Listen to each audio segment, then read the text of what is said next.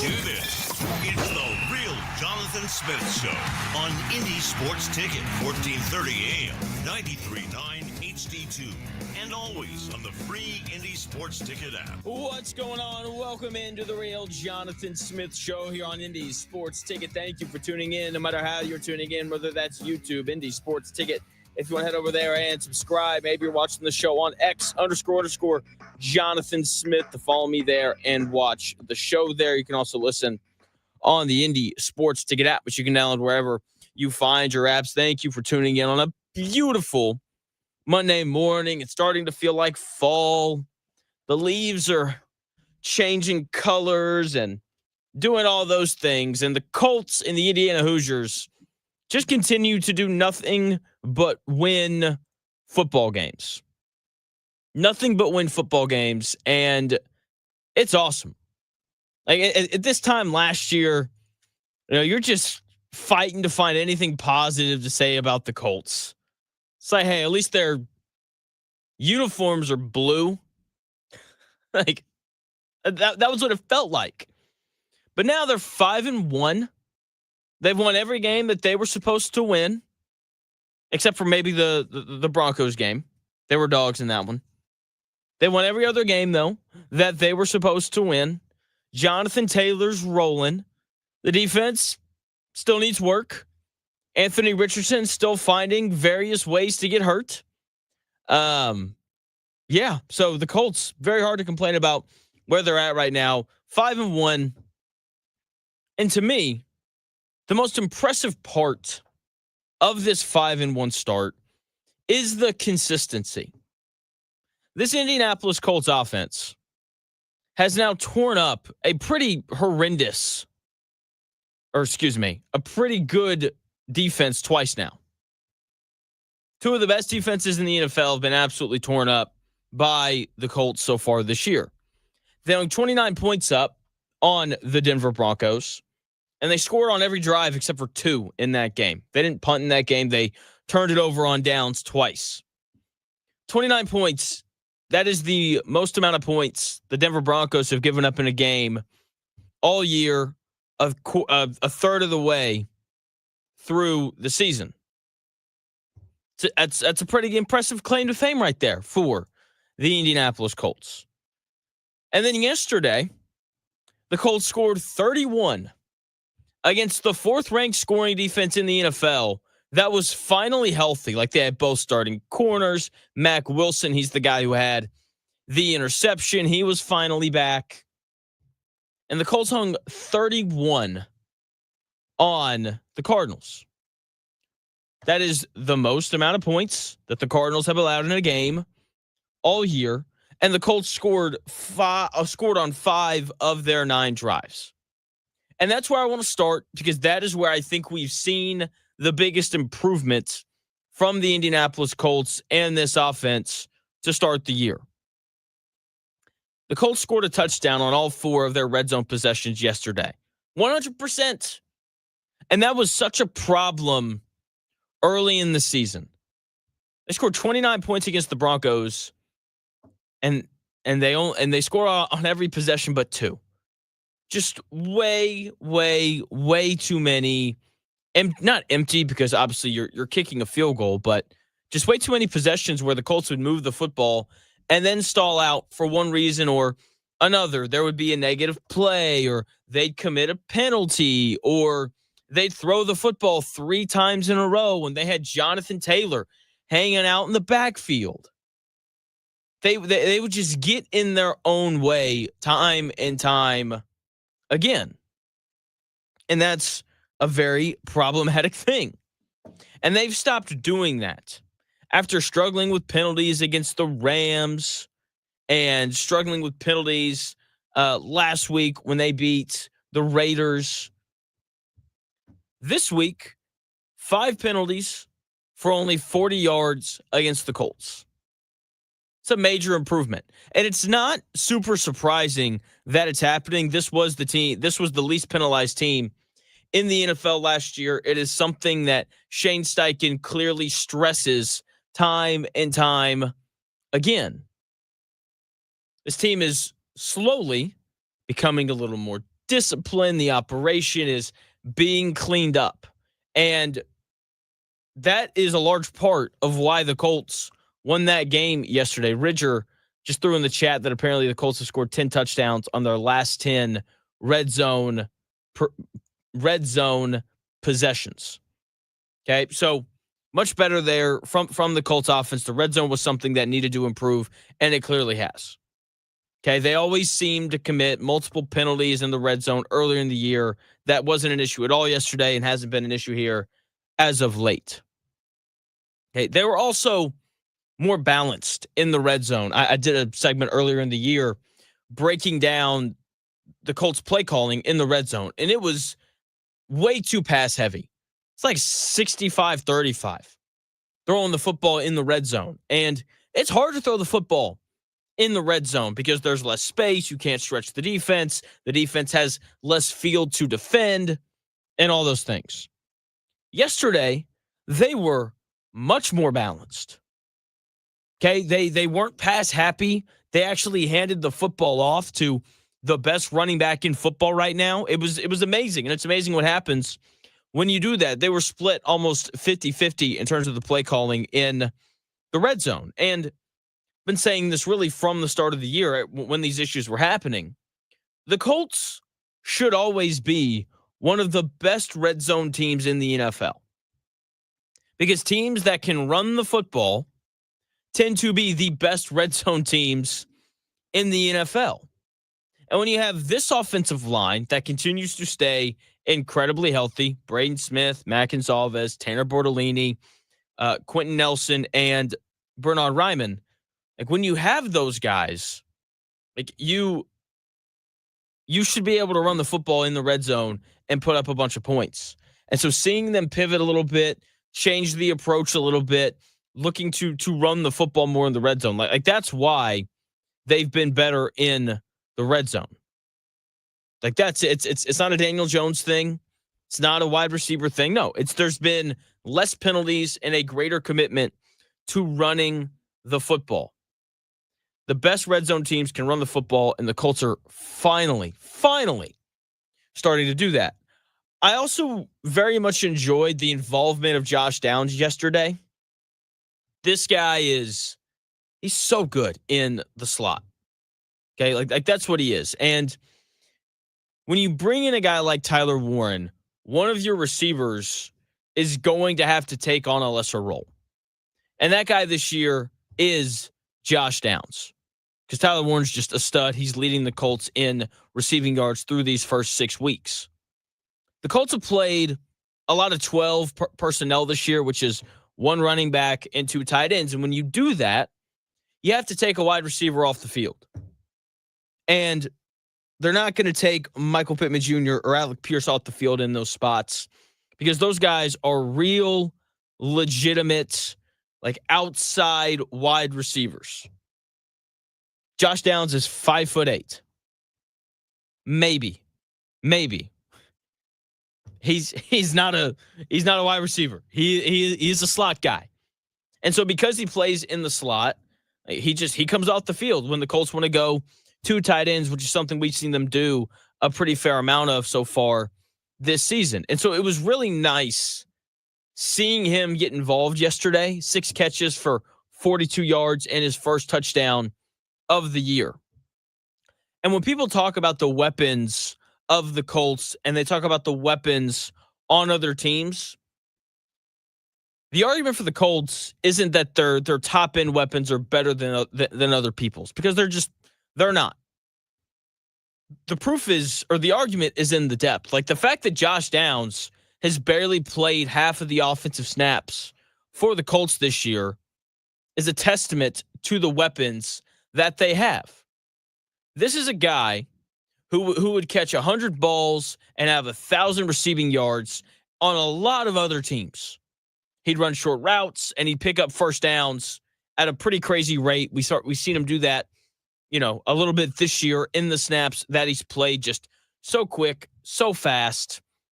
If you're putting a linebacker or safety on him, then good luck. Like that's just not going to go very well for you. It's not. And once again, this is a guy who's barely played half of the offensive snaps for the Indianapolis Colts this year. He's a real weapon that clearly has a ton of value, an absolute menace in the slot. And we saw it a lot yesterday.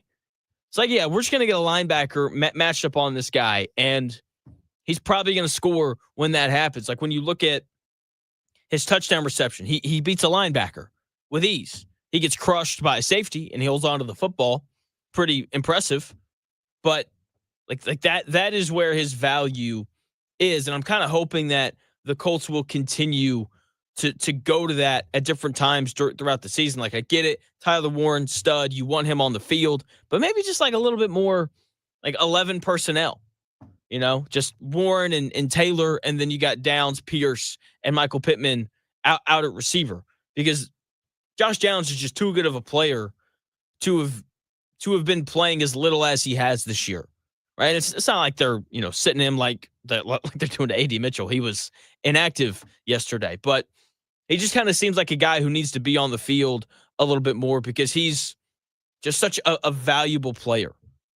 Okay, he was targeted 7 times yesterday because linebackers can't guard the guy, and then they haven't really targeted him all that much this year. He's only been targeted on 9 more passes than Jonathan Taylor has this year. And that is, part of that is because Jonathan Taylor is a much better receiver than he was last year. But that's way too close, right? Downs needs more targets. He's too good of a player to have been playing as little as he has. Here's Coach Shane Steichen talking about Josh Downs in the game that he had yesterday.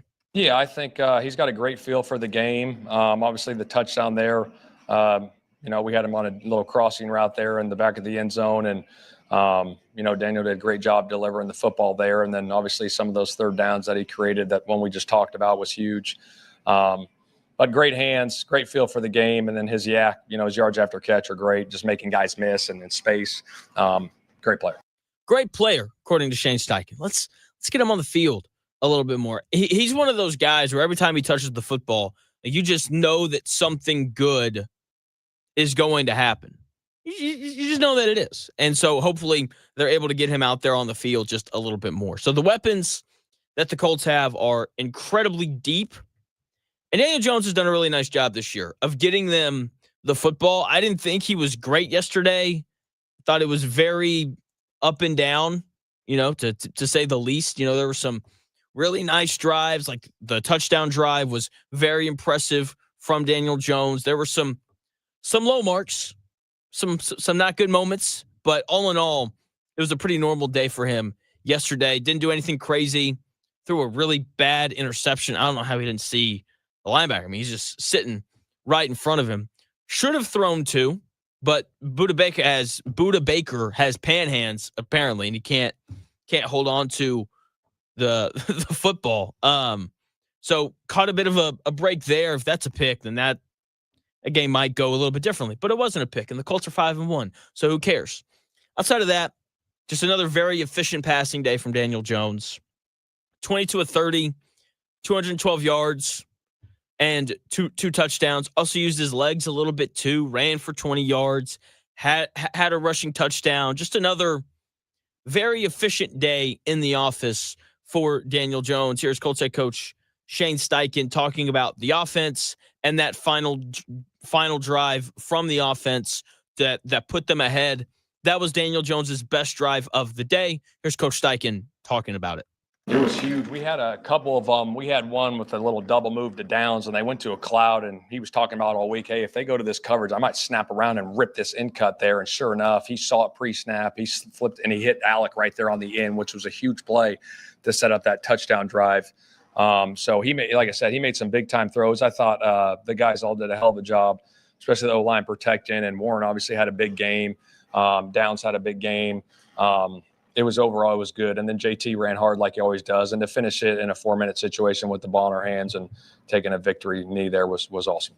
Shane Steichen right there talking about that final drive. Daniel Jones identifying things pre-snap and letting it rip. Pretty impressive stuff there. And it's just so funny. Just thinking about just that statement there from Shane Steichen. Daniel Jones, we saw this during our film study, and he said that if he gets this coverage and we call this play, then he's going to rip this ball down the seam, and then he saw it pre-snap in the game, and then he made the throw.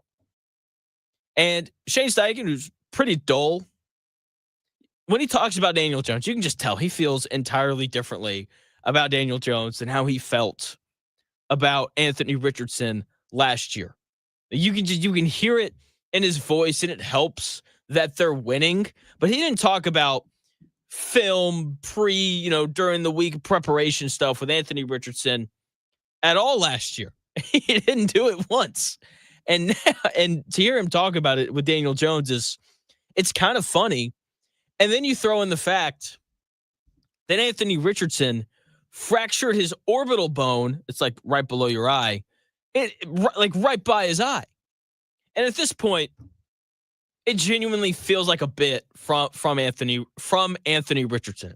So it's like he wakes up in the morning and says, how can I get hurt on a football field today? Right? So he, is stretching, doing like leg work, pretty normal. Band snaps, big dude, hits him in the eye. And now he's out with a freaking eye fracture. It's just bizarre. It is one of the more bizarre things I've ever heard. But then you hear that it's Anthony Richardson. And you know what? That actually makes a ton of sense. He was on a football field and he got hurt. I mean, that just perfectly summarizes his career up until this point. It's the reality of it. It's so funny. And I can't get over it, man. Only Anthony Richardson. There is another player in the NFL capable of getting hurt while stretching with a band before a football game. It's just incredible. Only Anthony Richardson. Only him. He's the only guy capable of doing this. And I just find it so, so funny.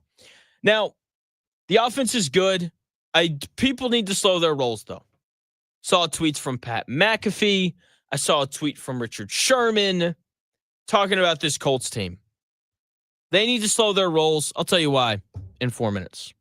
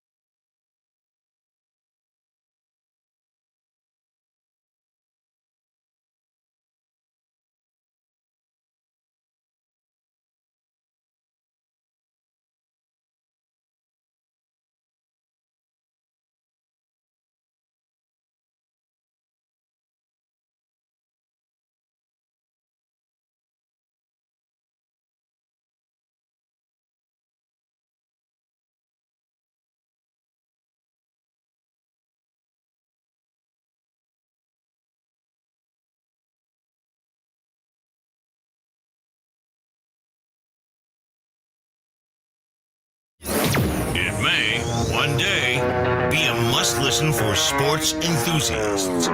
Yeah, and monkeys might fly out of my butt. Uh-oh. The Real Jonathan Smith Show on Indy Sports Ticket 1430 AM, 93.9 HD2, and always on the free Indy Sports Ticket app. Welcome back to the Real Jonathan Smith Show here on Indy Sports Ticket. Thank you for tuning in, no matter how you're tuning in, whether that's YouTube, Indy Sports Ticket. If you head over there and subscribe. Maybe you're watching on X, __ Jonathan Smith, to follow me there and watch the show there. You can also listen on the Indy Sports Ticket app. Got some news regarding the show really quick. Starting next week, the show will not be on from 10 to noon. The show will be on from 7 to 9 a.m. So I'll be part of your morning commute from starting Monday, October 20th, and going forward from there, just so you know. So the Colts, people are excited, 5-1, all these things. Saw a tweet from Pat McAfee yesterday, who's obviously a very smart guy, and don't really agree with it. And then I saw it again from Richard Sherman a little bit later, and I was like, yep, don't really agree with that either. And this Colts team, they're good, they're fun, but this is not like a Super Bowl contending team. The defense is simply too bad. That's just the reality of it. This defense is not good enough. And I know that yesterday, Charvarius Ward also got hurt in warmups, ran into, I think they said, Drew Ogletree, and now he's got a concussion. And you can point to that and say that that's why the defense was bad. I do not care. Marvin Harrison Jr. left the game early with a concussion. Jacoby freaking Brissett was playing. You can't allow a backup quarterback without his best wide receiver to throw for 320 yards. The Cardinals threw the football 42 times, and the Colts only got 2 sacks. That's pitiful. There's no pass rush, and when Charvarius Ward isn't out there, the secondary looks as bad as it did last year. It's like, come on. That's why Jacoby Brissett and the Arizona Cardinals were 9 for 14 on third downs. They were 3 for 6 on third downs of 8 yards or more to go. You cannot allow a backup quarterback without his best wide receiver to convert half of his third and longs and then tell me that this team is good enough to contend for a Super Bowl. No, the defense is not good enough. I like Lou Anarumo.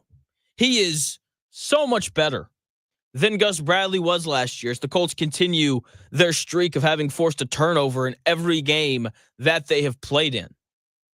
I understand that the secondary has been decimated by these injuries.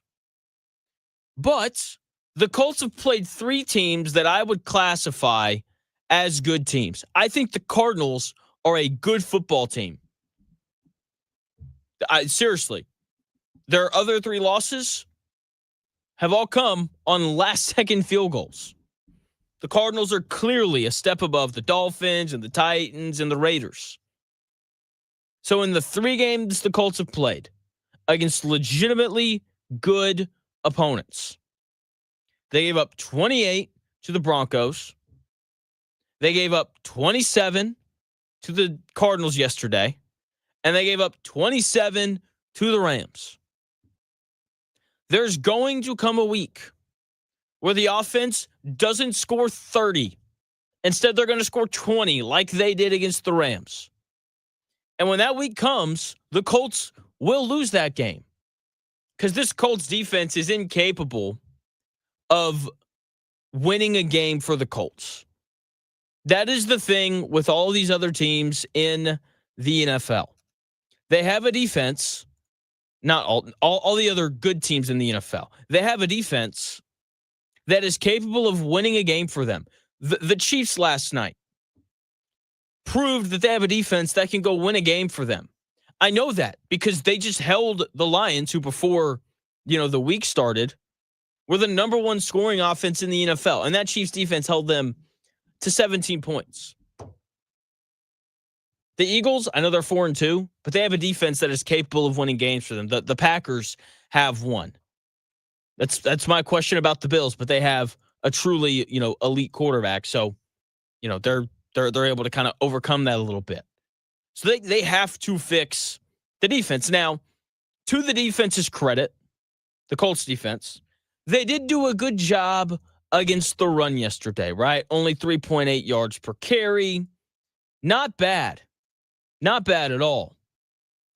With that being said, like they only ran the ball 20 times. Feels like they could have ran it a little bit more than that. But the run defense for the Colts yesterday was good. So I will give them some credit there. Jermaine Pratt, new linebacker who came over from the Raiders. He led the Colts in tackles.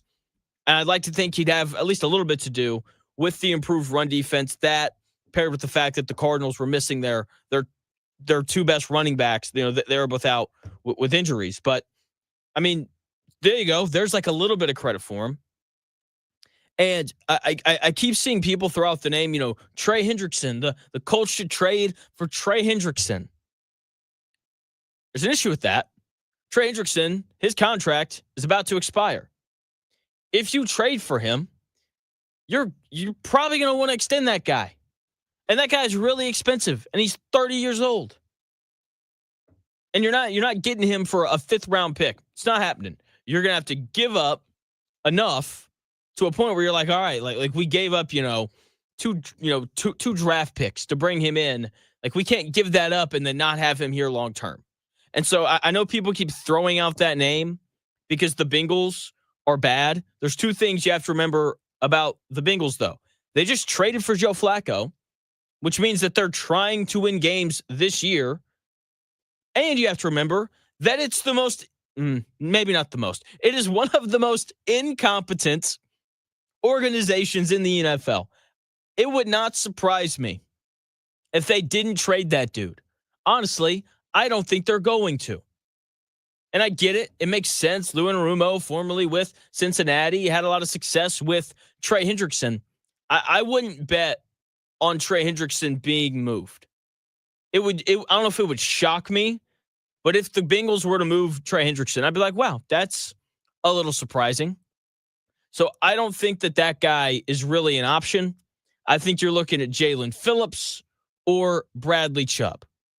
Those are the two guys that you're looking at that would actually make sense for the Colts this year. Also, two things. Chris Ballard doesn't have to make a trade. He can keep it rolling with this group. That is a very possible thing, right? And this group's 5-1, so I guess I couldn't really fault Chris Ballard for not making a move. The other thing is, like, it's Chris Ballard. Do we really think he's going to make a move? Come on now. I'm not fully convinced that he's going to do that. So we'll kind of see how things go in terms of, the trade deadline and all those things, because we're only, we're about a month away. I can't remember if the trade deadline is November 8th or November 11th. It's somewhere in early November, though. So we've got, about 3 weeks probably. And we'll see what the Colts wind up doing. But I'm not convinced that Chris Ballard is going to be willing to make a trade. If he does, it'll probably be for a lesser guy, a Jalen Phillips, a Bradley Chubb, someone like that. Also, I think this matters as well. The Colts are not only one player away from being a Super Bowl contender. They're at least two. They need an edge rusher who can, wreak some havoc on third down. And they also need a corner. Because Jonathan Edwards, who I like, wasn't great yesterday.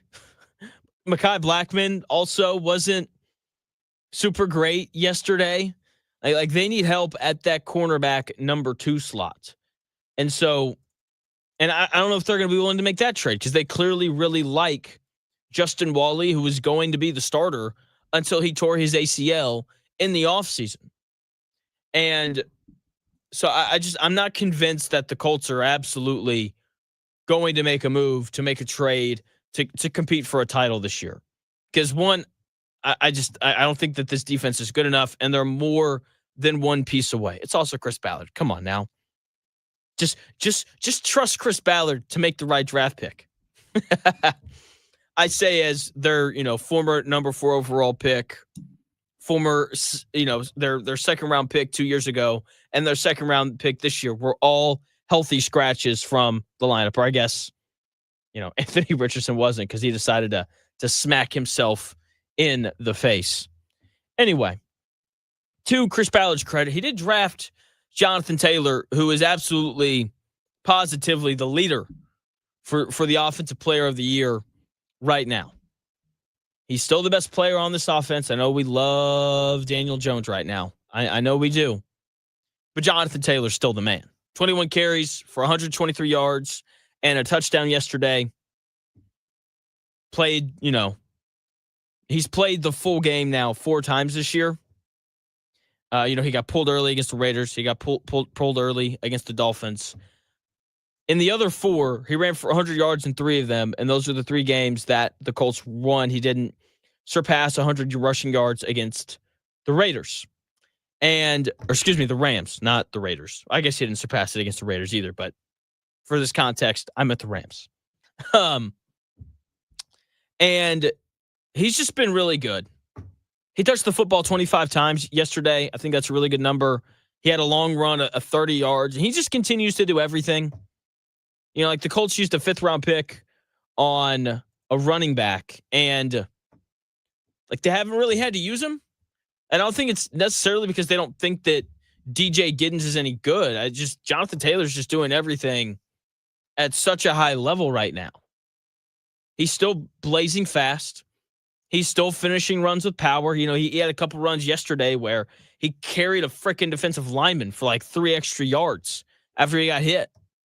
He's playing, you could argue, the best football of his career right now, but, that 2020 season, whatever year he ran for 1,800 yards, it's hard for me to say that he's playing better than he did in that season, but it's incredible what he's done so far. And Puka Nacua, he got hurt yesterday. Jonathan Taylor is now the favorite at plus 210 to win Offensive Player of the Year in the NFL this season, and he should absolutely win it. He absolutely should. He's just having such a dominant year in both the run and the pass. The Colts are winning, and he's, I think, the reason why it's happening.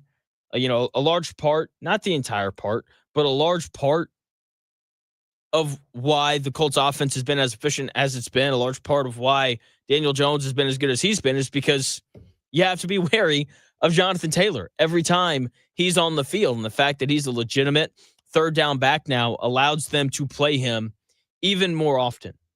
So while Puka Nacua and Jackson Smith-Njigba are both having really nice years, Jonathan Taylor, to me, has to be the Offensive Player of the Year so far with how the first, third of the season has gone through. And the Indiana Hoosiers have a legitimate, gripe at the fact that they are not the number 1 ranked team in college football. Indiana, they are 6-0. They have real title hopes, and Coach Cignetti isn't going anywhere. All that in 4 minutes.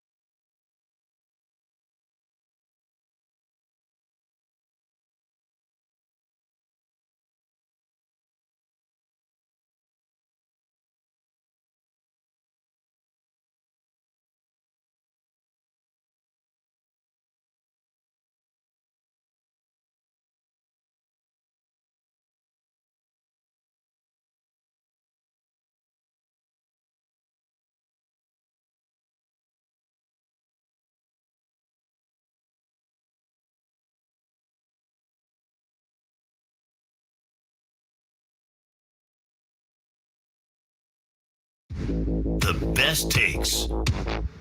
Maybe. The Real Jonathan Smith Show on Indy Sports Ticket 1430 AM, 93.9 HD2, and always on the free Indy Sports Ticket app. Welcome back to the Real Jonathan Smith Show here on Indy Sports Ticket. Thank you for tuning in, no matter how you're tuning in.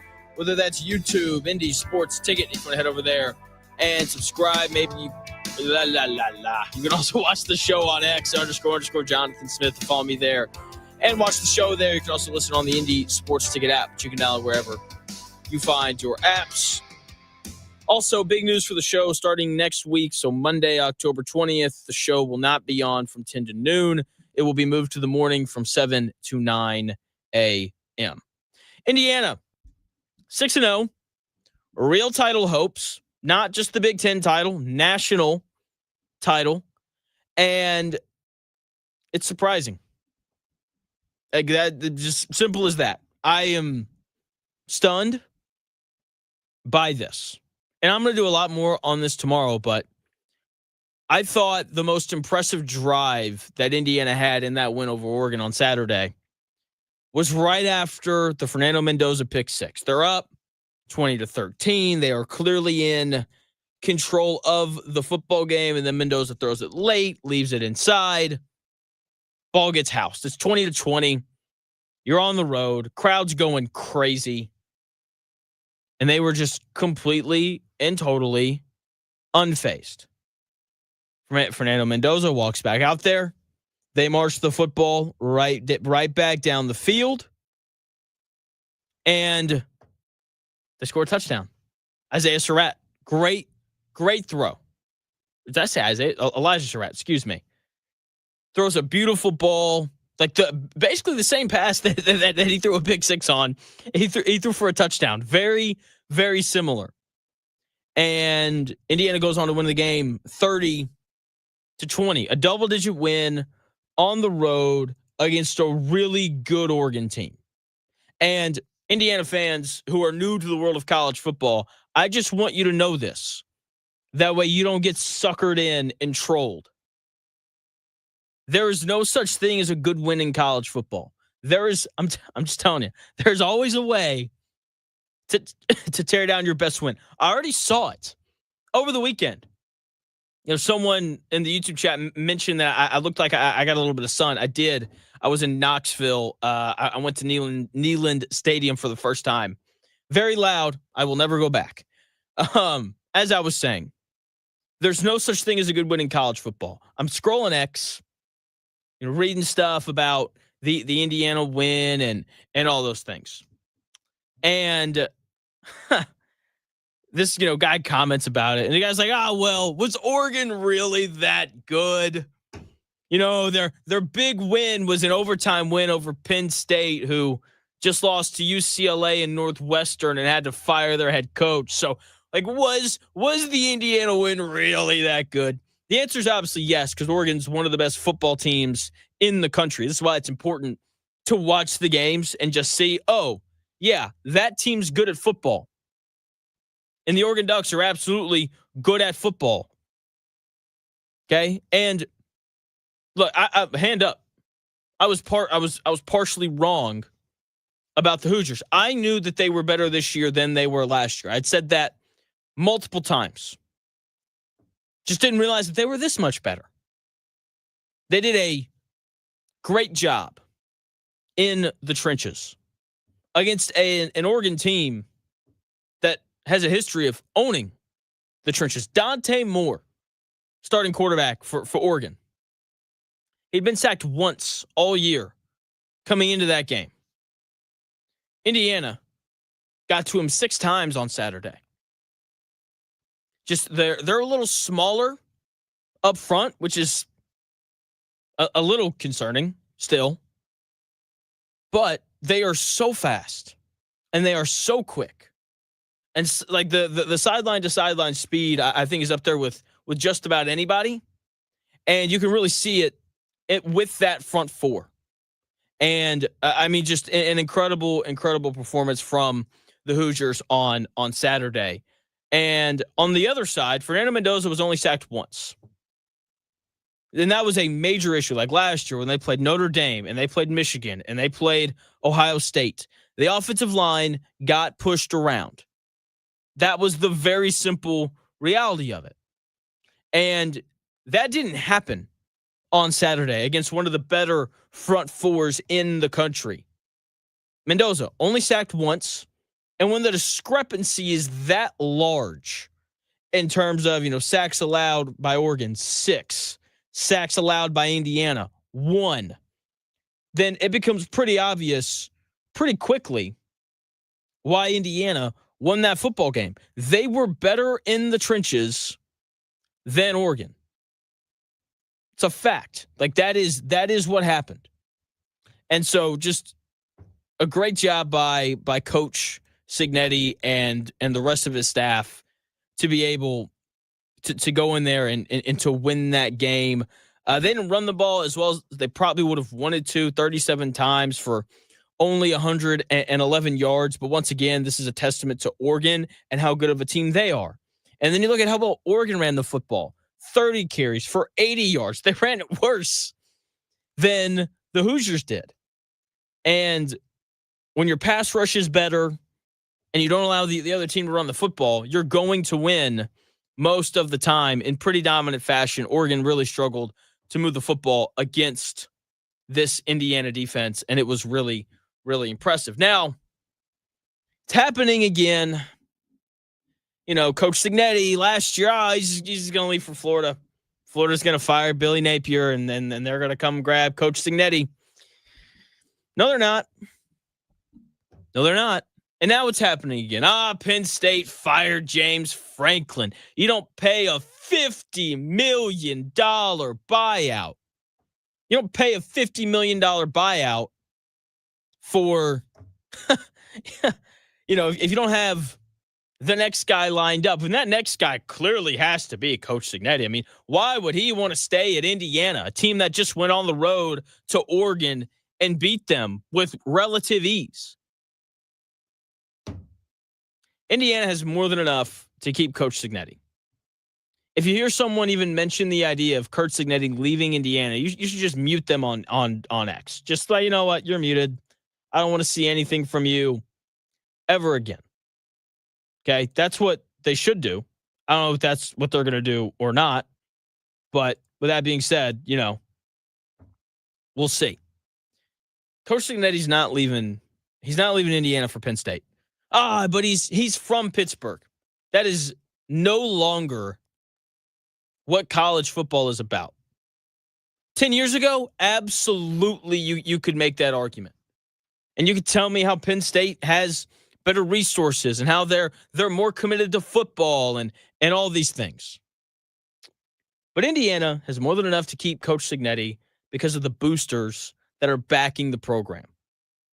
Indiana has a lot of very successful alumni. Mark Cuban is obviously the most famous of all of them, but there are plenty more. Fernando Mendoza, starting quarterback for Indiana, probably going to be a first-round pick this next year.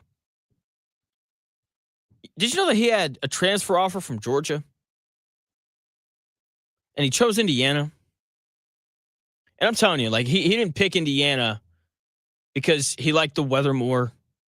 He didn't pick Indiana more because he liked Coach Cignetti more than, national championship coach Kirby Smart. That's not why he picked Indiana.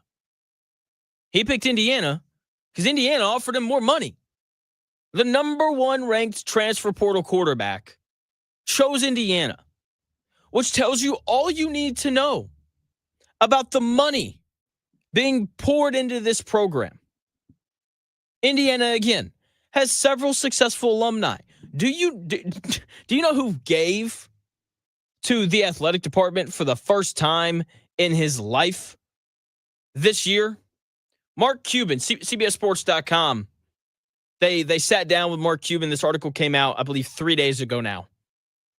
And they were asking him, and all this kind of stuff. And he's like, yeah, for the first time in my life, I gave money to the actual athletic department. He had made a pretty sizable donation to like the club rugby team and things like that. This is the first time he gave to the actual athletic department. And the college football program at Indiana, they're going to continue to be this good, and they're going to be able to keep Coach Cignetti because they have the proper backing. College football is very quickly going to turn, it already has, turned into Major League Baseball without the variance of baseball. And when I say that, I'm saying that the reason why the Yankees won so many World Series, in the late 90s and the early 2000s, is because their payroll was larger than everybody else's. They could just go out and buy whoever they wanted, and they had more talents, and they had a good manager. And because of that, they won a bunch. We're seeing it with the Dodgers right now. They're in the NLCS again. And when you look at their lineup, it is nothing but studs. And their payroll is through the roof. And it's why they're really good. But baseball, it's the only sport that I think you cannot have a salary cap and it be okay. Because Mookie Betts can walk up to the plate and hit 4-line drives to the center fielder. There's variance within the game. That is not how football works. And we're already seeing it. At the top of the sport, who are the teams that are ranked and have legitimate chances to win the NCAA, the college football playoff? Who are they? Ohio State, who forked out like $28 million last year to field their roster. I'm assuming that the price for their roster only went up this year. Miami, they've got a lot of very wealthy boosters. Indiana, they have their fair share. Texas A&M is ranked 4th right now. And they're pouring the money in out there at Texas A&M. Ole Miss, smaller base, but everybody gives in the state of Mississippi, it seems like, to help that program. Okay, Alabama, Texas Tech had a billionaire who was like, here's $30 million. Go win football games. And they're 6-0. That is what college football is. Oregon, I get it, they lost. That team is still talented enough to go win a national title. And it's because they got Phil Knight throwing them however much money they need, and so on. When you look at the most successful programs in college football, it's the ones that have the money. And Indiana clearly has the money. And so the programs in college football that are going to be successful are the ones with rich alumnus who like the head coach. And as long as the boosters like Coach Cignetti, and if he keeps winning, they will continue to like him, then they're going to continue to open up their checkbooks for him and for players. And as long as that's the case, he's not going anywhere. He's not going anywhere. That's the very simple reality of it. So Coach Cignetti is not leaving for Penn State. I think Penn State's going to hire Matt Rule. He's from Pennsylvania. He's from Pennsylvania. I actually know people who know him and all those things. So he's from there. He turned Temple around when he was there. Matt Rule, I would expect, is going to leave Nebraska for the Penn State job. That's what I'm expecting, and we'll see if that winds up happening or not. But Coach Cignetti, he's not leaving. He's not, play the clip from the Wolf of Wall Street. I'm not leaving, Ridger, Oregon literally has Nike financing their organization. Yeah, they do, and it's why they're good enough to win a national title. I know they didn't beat Indiana. They're not better than Indiana. At least it didn't look like it in that game, but that team is still more than good enough to win a national title. And so that's what it's about. And we'll see. We'll see how it goes from there. So congratulations to Indiana. Very, very exciting time. Very, very exciting times here in the great state of Indiana, just with all the football going on. The Colts being 5-1, and the Hoosiers, of course, being good enough to win the college football playoff. Fun fact here. Just want to throw this out just to upset all of the Big Ten fans. Current ranked teams remaining on each other's schedules. Alabama still has to play 6 ranked teams through the remainder of the year. And Indiana, Ohio State, and Oregon have a combined four teams left on all of their schedules that are ranked. So Very, very interesting there. All right. When we come back, top of the hour, 11 o'clock, the Colts. Colts are good. It's a really good football team that they're currently building or have built. Chris Ballard giving him a lot of flack on this station, but he's hired a coach in Coach Steichen who's figured it out a little bit. They got good players. The Colts are 5-1. And to me, the most impressive part of this is just how consistent they've been. More on that in 4 minutes.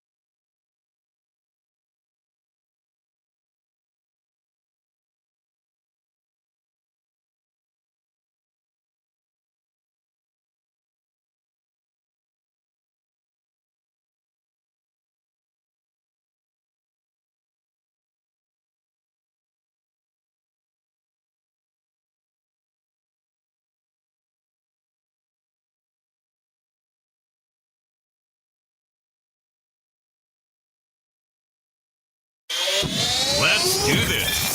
It's the Real Jonathan Smith Show on Indy Sports Ticket, 1430 AM, 93.9 HD2, and always on the free Indy Sports Ticket app. Welcome back to the Real Jonathan Smith Show here on Indy Sports Ticket. Thank you for tuning in, no matter how you're tuning in, whether that's YouTube, Indy Sports Ticket. If you want to head over there and subscribe, maybe you're watching on X__Jonathan Smith to follow me there and watch the show there. You can also listen on the Indy Sports Ticket app, which you can download wherever you find your apps. Big news regarding the show. Hour number 2 getting underway here, by the way. Starting next week, October 20th, the show will move from 7 to 9 a.m. The Dan Dockett Show will still be on from noon to 3. They're just moving your boy to the mornings, which will be a blast. The Indianapolis Colts, they're 5-1. The state of Texas is very jealous of the state of Indiana.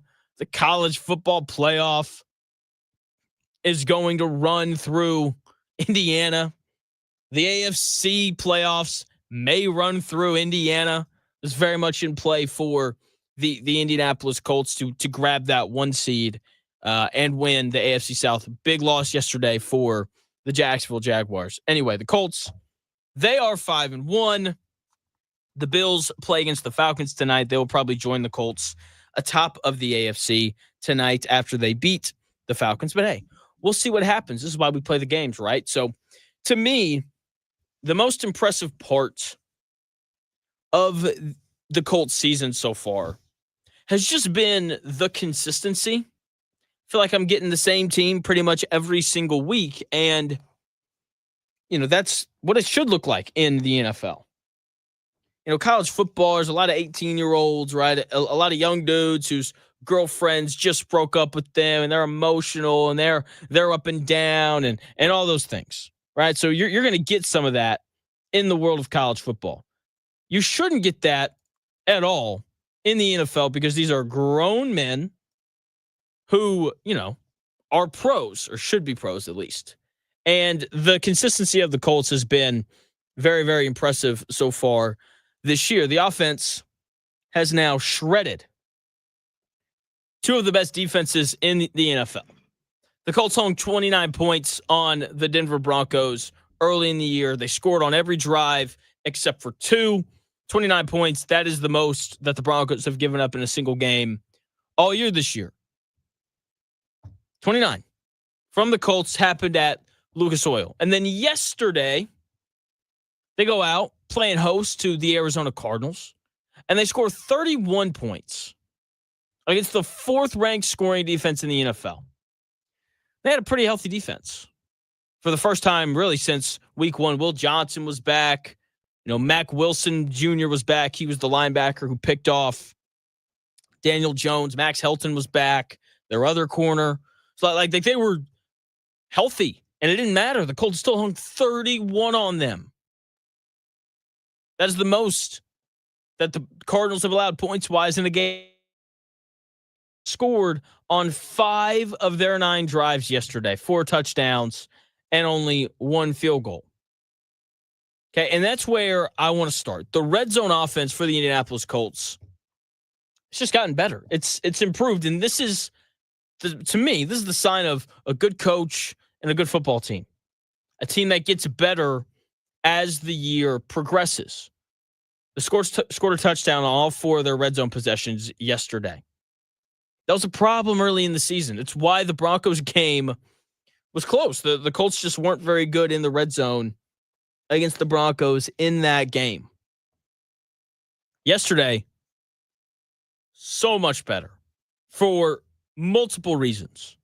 Right, early in the year, right, they had issues with the play calling balance. It felt like they were throwing the football in the red zone quite a bit, which is really hard to do, right? Because there's just less field for you to defend.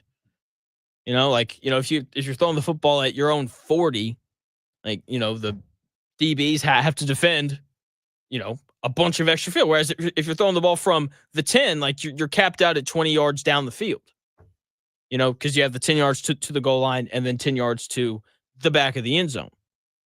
And so there just been a real struggle to throw the football, and we've finally seen them run the football a little bit more. And they also haven't had any penalties. That was an issue to start the year, right?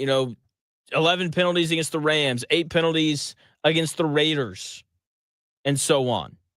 So the Colts finally cleaned up the penalties, only 5 penalties yesterday for 40 yards. That's just a big improvement in general.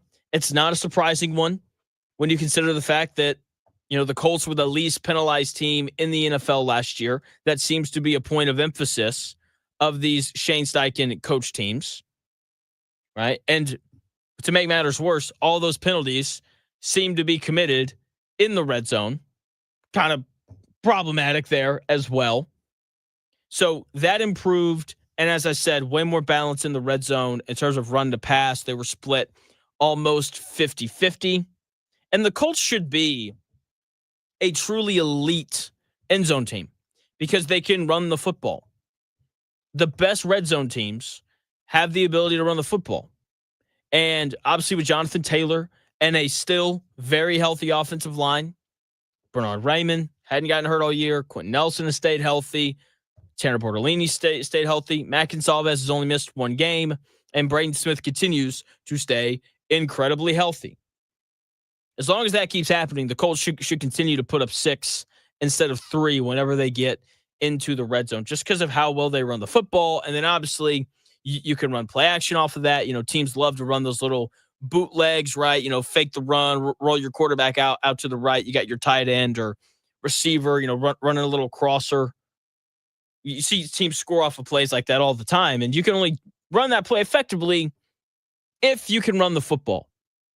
So very nice to see the improvements from the Colts in the red zone in that game yesterday at home against the Cardinals, a game in which they won to improve to 5-1 on the year.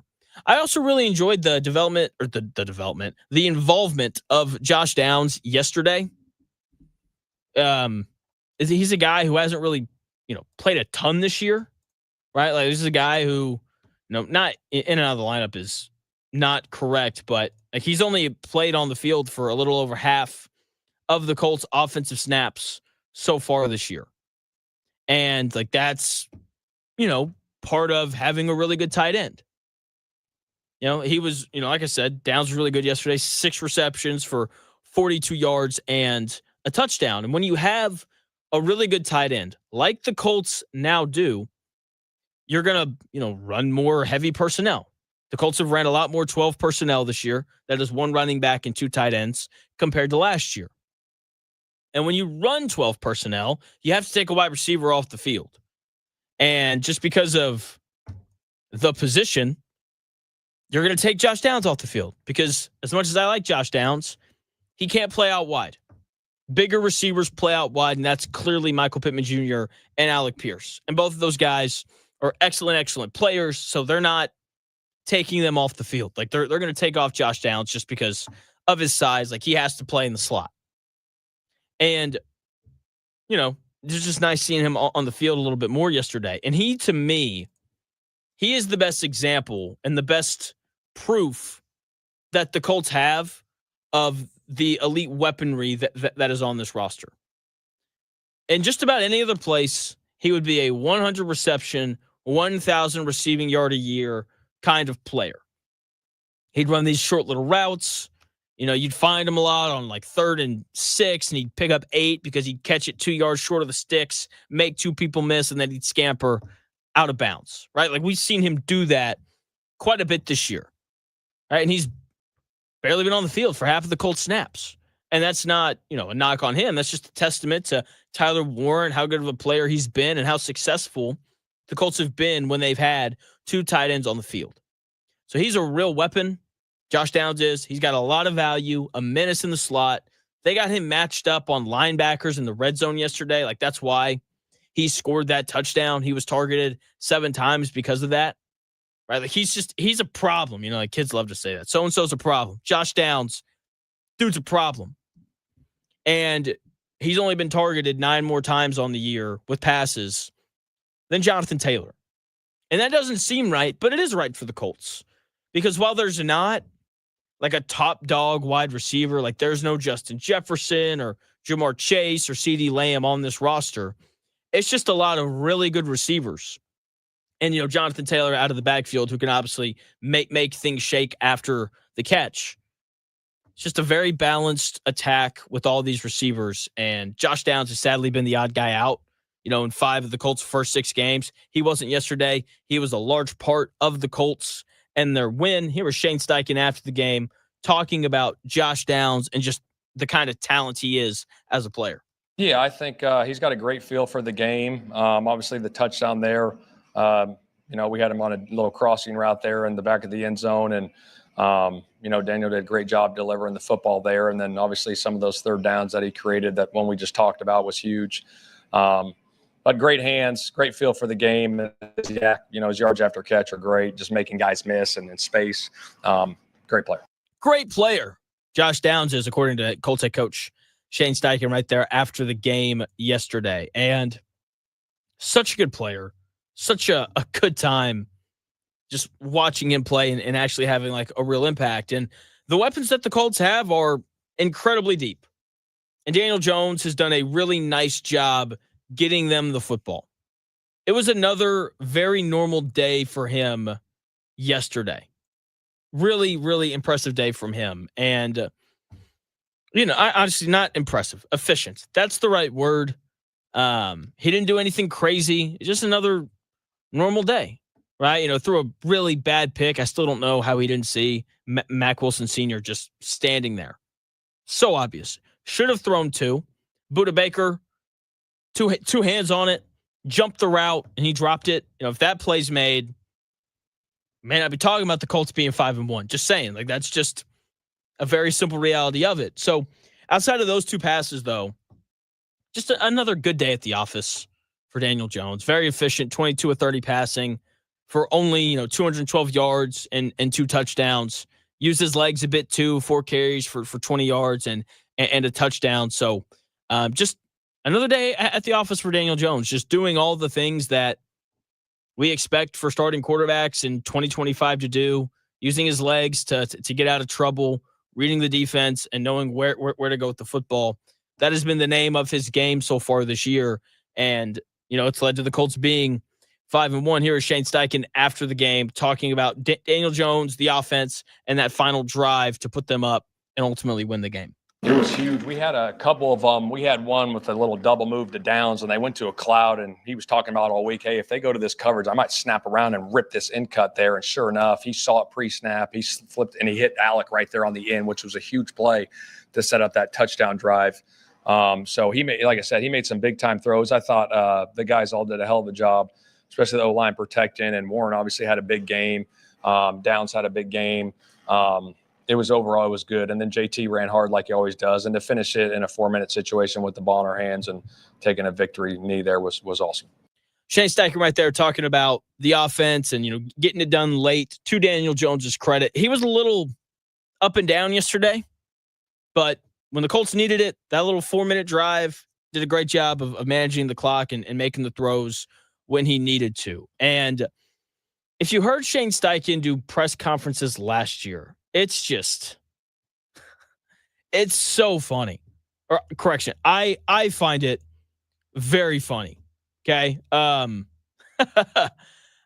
People would ask him questions about Anthony Richardson last year, and it just felt like he didn't want to answer them. And there was a little tick of annoyance, no personality whatsoever in answering those questions. And now you ask him questions about Daniel Jones, and to say that he lights up would be incorrect.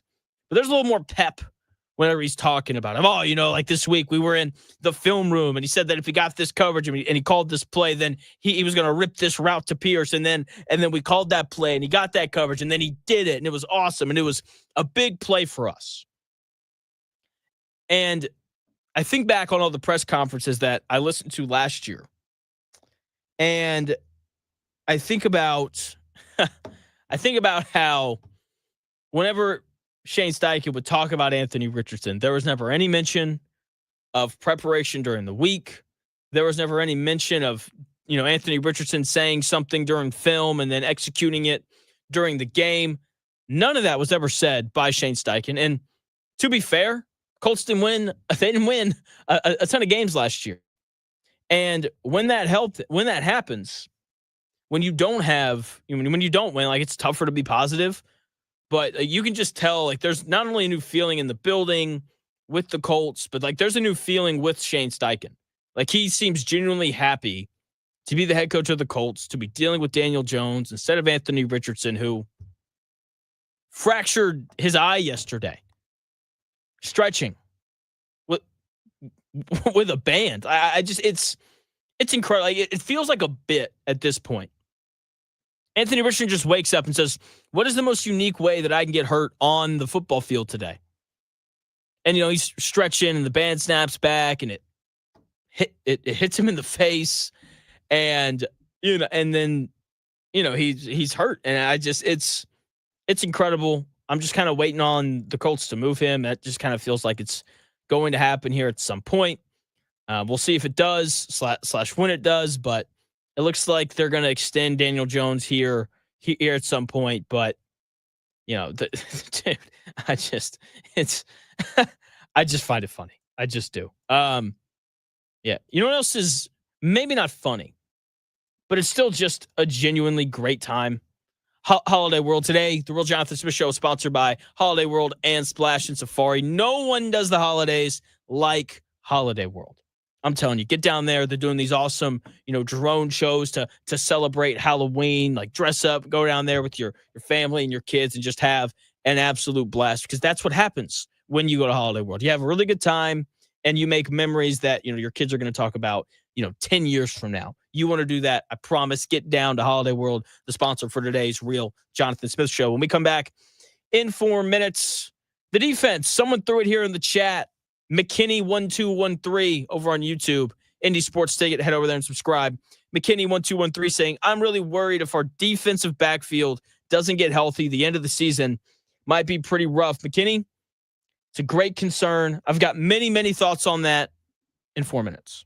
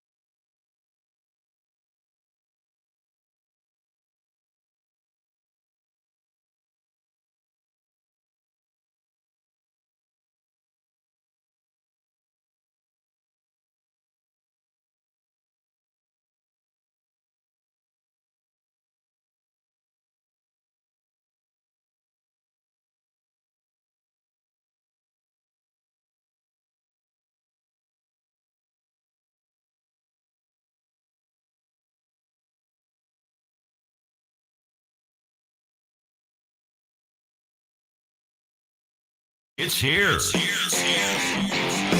The real Jonathan Smith Show on Indy Sports Ticket 1430 AM, 93.9 HD2, and always on the free Indy Sports Ticket app.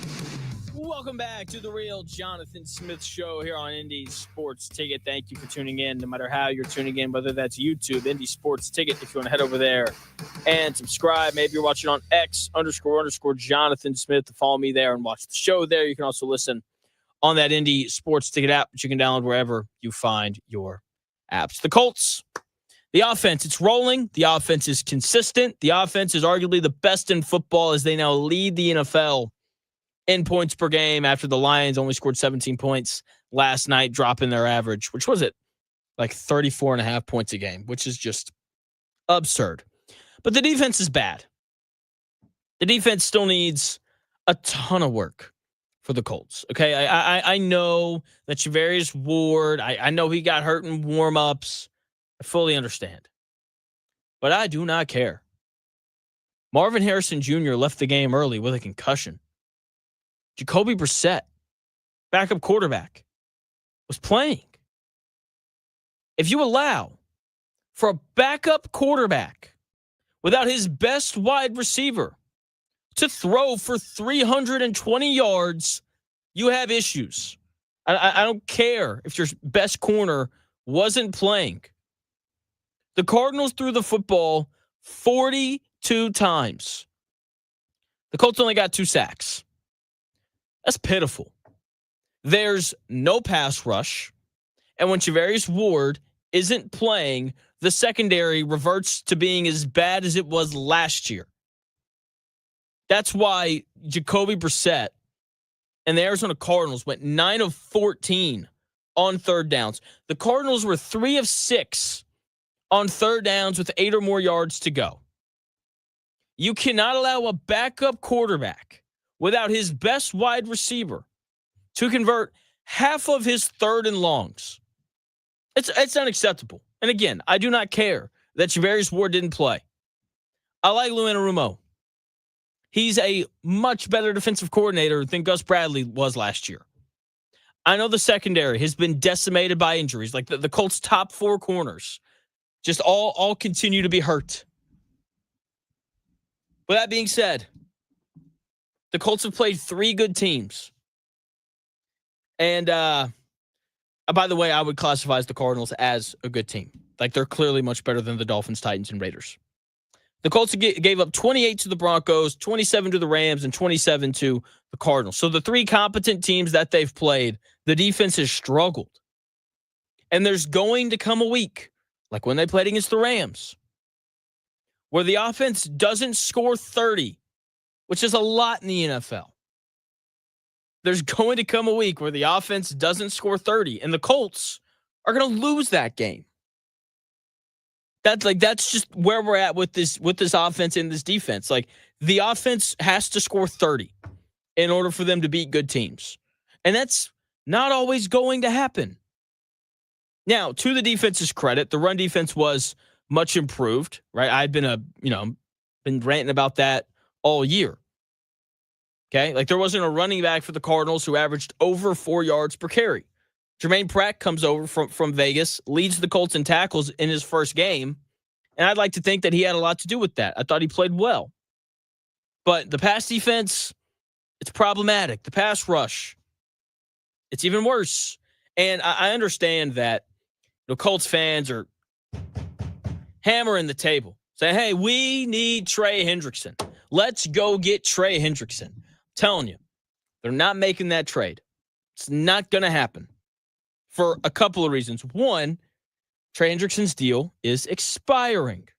Trey Hendrickson is a very expensive player. I don't think that the Colts are going to have the money to bring him in and extend him, which, they're probably going to have to give up a couple of picks. And if you're going to give up a couple of picks, then you're going to be like, well, we can't give up a couple of picks and only have this guy for 9 games and a playoff run. So we need to extend him. And I just don't know if the Colts have the money to extend him and to also pay Daniel Jones, which is going to happen at some point during this season. It's the reality of it. So I don't think that Trey Hendrickson is an option for that reason. I don't think Trey Hendrickson is an option because it's Chris Ballard.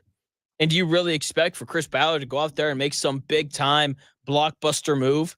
Absolutely not. And then it's also the Cincinnati Bengals. The Colts can want Trey Hendrickson all they want. The Bengals have to be willing to get rid of him. And I don't think that they are. The Bengals want to win. Say, well, Jonathan, like they're bad though. And they're not going to. They just made a trade for Joe Flacco. You really think that they're going to make a trade for Joe Flacco to try and win some games, to try and be competitive, to then trade away their best defensive player? That wouldn't make any sense. To be fair, it is the Cincinnati Bengals who do many things that don't make any sense. I don't think that they're going to move Trey Hendrickson because they're the Bengals. They're going to hold on to him. And they're going to do this song and dance again next year where he wants a big raise and an extension, and the Bengals are going to be like, no. And then they'll be like, we're going to franchise tag you if you don't sign this significantly lesser deal. And then he's going to play on a franchise tag. And like that's what's coming for Trey Hendrickson and the Cincinnati Bengals. I wouldn't be shocked, but I would be surprised if Trey Hendrickson was traded anywhere. And I would be legitimately shocked if he was traded to the Indianapolis Colts.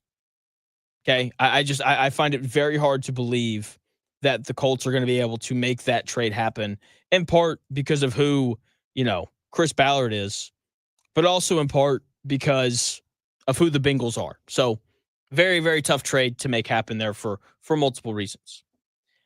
They also, another reason why they wouldn't, I don't think, would make this trade, and why they may not make a trade at all, they're not just one guy away.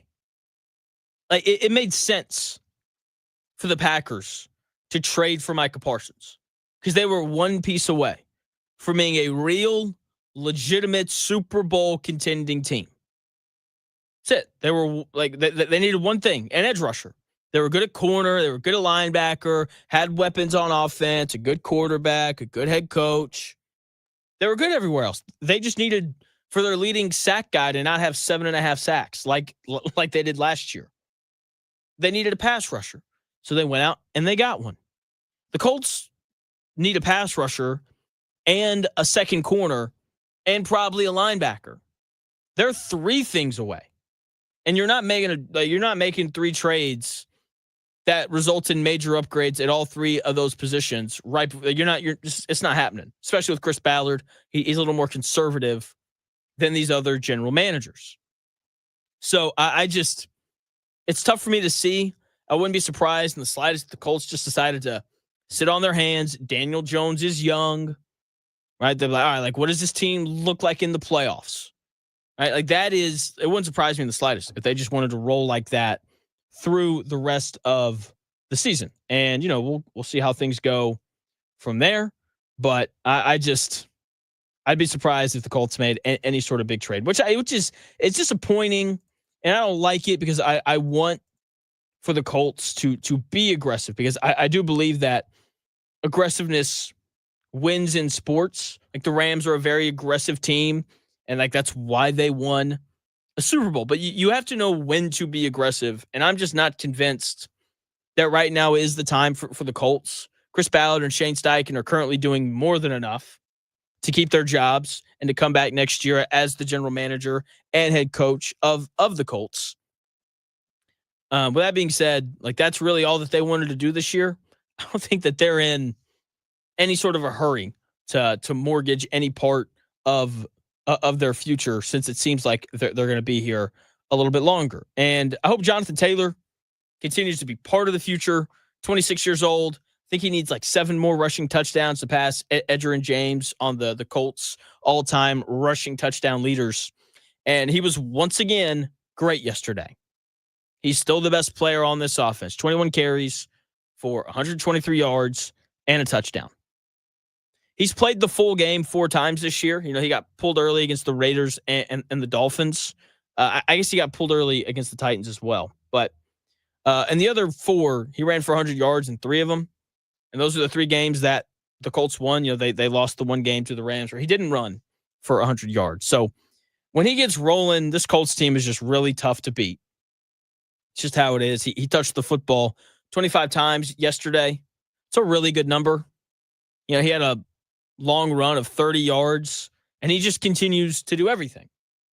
He's catching the football, he's pass blocking, and obviously he's running the ball between the tackles and on the edge really, really well. I mean, the Colts went and used a fifth-round pick on a running back, and they haven't really had to use him. And I don't think it's because they don't like DJ Giddens. I don't think it's because DJ Giddens has been like unplayable when he's been in. He has certainly made some mistakes. Don't get me wrong.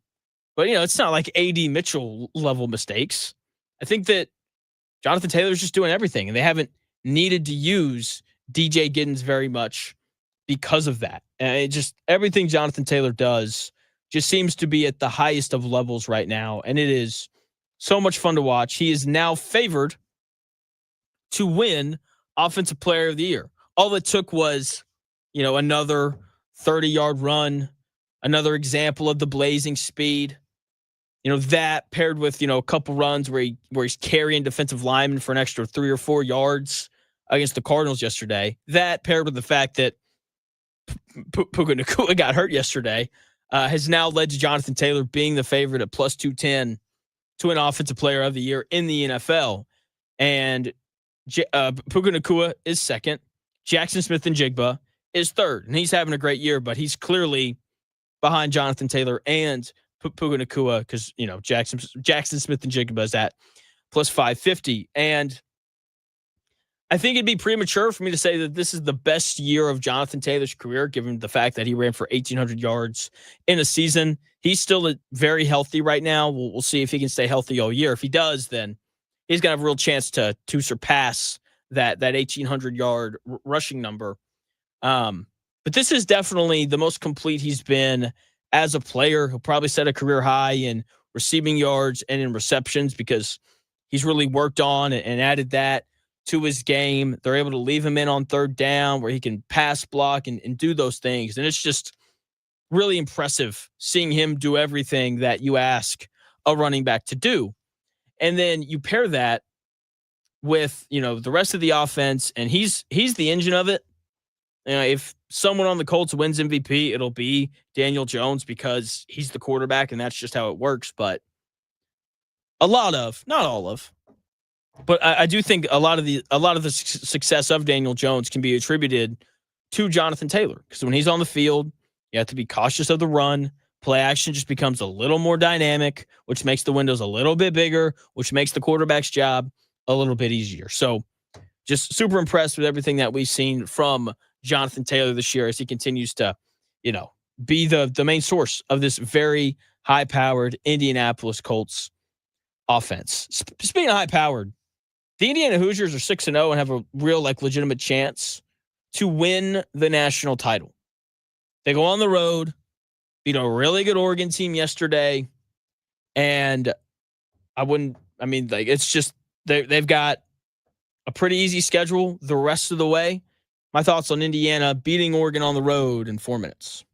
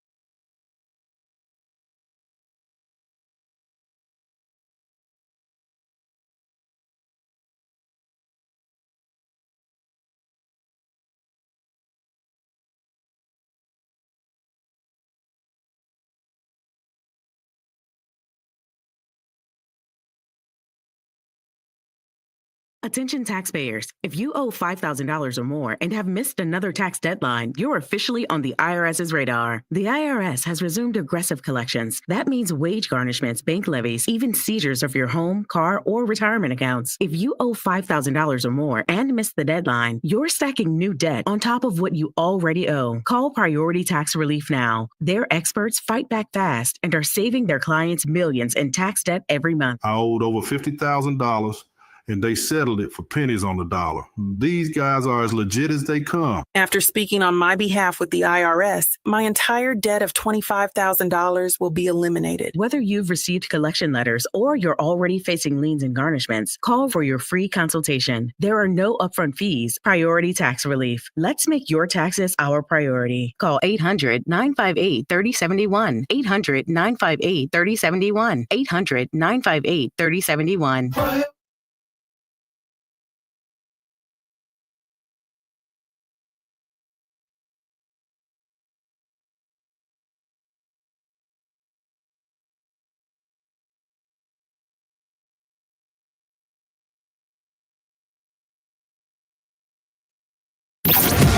Dan Dockett.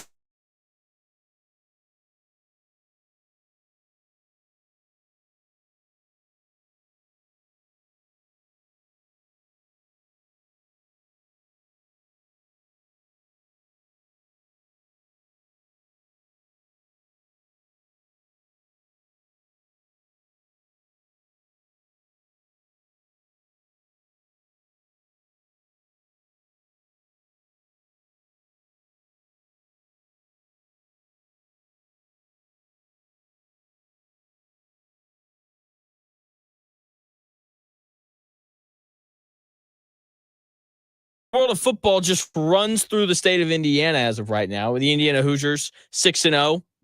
Forget hosting the college football playoff games. They're going to get a freaking bye because the rest of the schedule is pretty cake. I don't think they play a ranked team the rest of the way.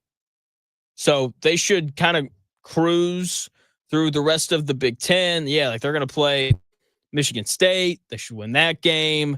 Then they're going to play UCLA. Should win that game. I get that UCLA's playing better, but come on. Let's just be serious here for a second. Maryland, they should win that game. At Penn State, they should win that game. And you can just kind of keep working your way through it. And there's just nothing but winnable games left. They're going to get Wisconsin at home. Fickle probably won't be there when that game happens. Like they should win that game and so on. So the Indiana, like they're in a great position to go undefeated.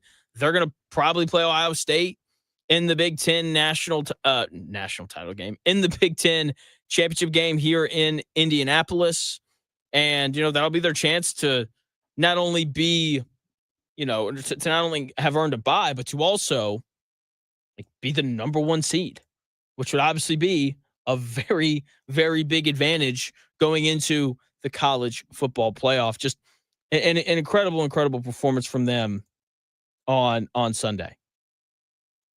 Saturday, going on the road, playing against a really good Oregon team that, even though they lost, Oregon is still more than good enough to win a national title. Just incredible. Like there's really no other way to do this. And I'm going to talk way more about this game tomorrow, but I thought the most impressive moment for me watching Indiana, they're up 20-13, moving the football. Fernando Mendoza throws a really bad pick. Throws the out route late, leaves it inside. Oregon defensive back just very easily kind of cruises in front of it, catches the football, and runs it all the way back for a touchdown. That's what he did. And didn't even really seem to bother Fernando Mendoza. It didn't really seem to bother Coach Cignetti. They just ran the offense back out there, and they just marched it down the field. The touchdown pass that Mendoza threw to Surratt was very similar to the ball that was picked off. This time he throws it on time, and he throws it on target, and Indiana ends up going up 27-20, and it's all Hoosiers from there. It was just a very impressive drive that showed the maturity of this Indiana football team. I knew Indiana was better than they were last year. I just didn't realize they were this much better. I didn't think that they were going to go to Eugene and beat Oregon. I thought that they would lose. I didn't think that they'd cover the 6.5-point spread. And my question wasn't the skill players. My question wasn't the quarterback or the corners or the linebackers. My question was the trenches. How do they hold up on the offensive and defensive lines?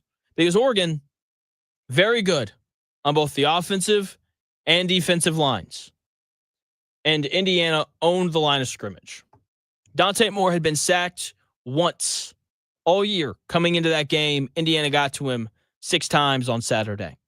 Oregon had ran the football at an incredibly high rate of efficiency. Like whenever they lined it up to run it, like they were going to pick up 5 yards. They averaged less than 3 yards per carry on Saturday against Indiana. And then you flip it. Indiana didn't run the ball much better. They still averaged like 3 yards a carry. Wasn't great. But Fernando Mendoza was only sacked once. That's how it was. Just a truly eye-opening performance from Indiana.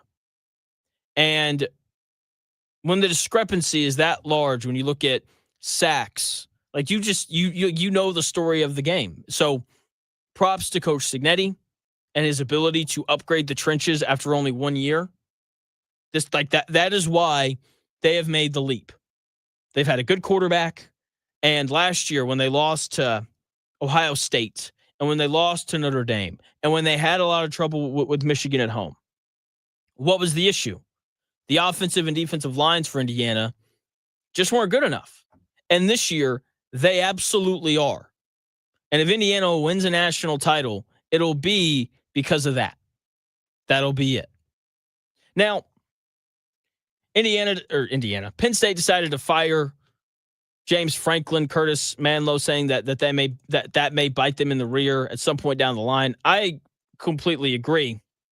And here's the thing. Kurt Cignetti, already being thrown in the discussion. He's not going anywhere. I can tell you that right now. Coach Cignetti is not leaving Bloomington at all. And I'm seeing all these arguments, It's like, well, Jonathan, he was born in Pittsburgh. Why wouldn't he leave for Penn State? I don't know, because he just went on the road to Oregon and won. Oh, well, all those players, they'll just follow him to Penn State. They could. Does Penn State have the money to afford all these guys? Yeah, they absolutely do. Well, do they have the money to afford the raises that Indiana probably has? Yeah, they do. Oh, okay. Well, we'll see. I don't know why Coach Cignetti would leave Indiana for a very similar job at Penn State. Everything that Penn State has, Indiana has as well. They don't have the whiteout. Have you been to a home game at Bloomington? Pretty cool atmosphere. It's a lot of fun.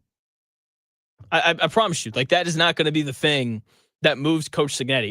They have whiteouts in Happy Valley, so I'm heading over there. No. Coach Cignetti wants to be at a place where he can win. He could have left for Florida last year.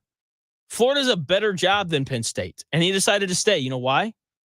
Because Indiana has become one of the premier jobs in college football. College football is no longer about recruiting base. It's no longer about where you're from. It's no longer about how good your facilities are. It is not about any of that anymore. I heard an argument for Coach Cignetti leaving being that he's from Pittsburgh. It doesn't matter. Because he can now walk into Pittsburgh and say, hey, not only am I from here, I also can offer you an extra, $15,000 if you come to Indiana instead of Penn State. And player says, all right, cool. And then he goes to Indiana. Indiana has several very successful alumni. Okay? The best college football teams in the country are the ones that have the support of the boosters. It's the teams that have the most money. Texas Tech went from being 6-6 every year to now they had some billionaires show up. Say, you know what? I want my favorite college football team to be good. Here's $30 million. Go build a roster. And that's what Texas Tech did. They brought in the number 2 ranked transfer portal class in the country. They're 6-0, ranked in the top 10, and they're going to win the Big 12. It's about money. Indiana brought in Fernando Mendoza from the transfer portal. The number 1 ranked quarterback in the transfer portal chose Indiana. He didn't pick Indiana because he liked Coach Cignetti. He didn't pick Indiana because it was close to home. He didn't pick Indiana because the facilities are nice or because of, the home field advantage. He didn't pick them because they play in the Big Ten. He picked them because Indiana offered him more money. That's ultimately what happened. He could have gone to Georgia, who I'm sure offered him a pretty penny. And he was like, no, I got more money over here. I'm going to Indiana. It's the reality of it. That is what college football has become. And Mark Cuban, he started donating. CBS Sports, they had an article about it. They sat down and did some sort of an interview with him. And he was like, yeah, for the first time in my life, like I'm giving money. Me and Coach Cignetti were born in the same hospital in Pittsburgh and all these things.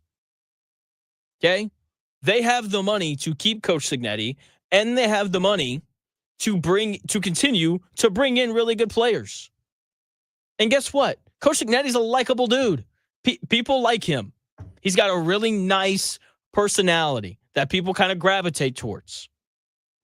And as long as the boosters like Coach Cignetti, and as long as they're willing to open up their checkbooks for him and for players, then he's not going anywhere. He's not.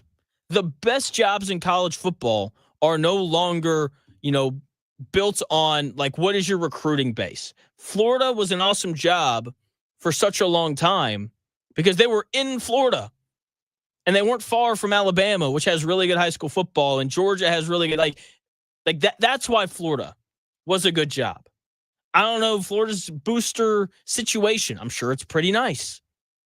But if this school is going to give me $30 million for players and this one's only going to give me 25, no matter where that $30 million school is at, that is the job. It could be coaching at Kent State. If they're going to give me more money than Indiana or Penn State or anywhere else, then Kent State's the better job.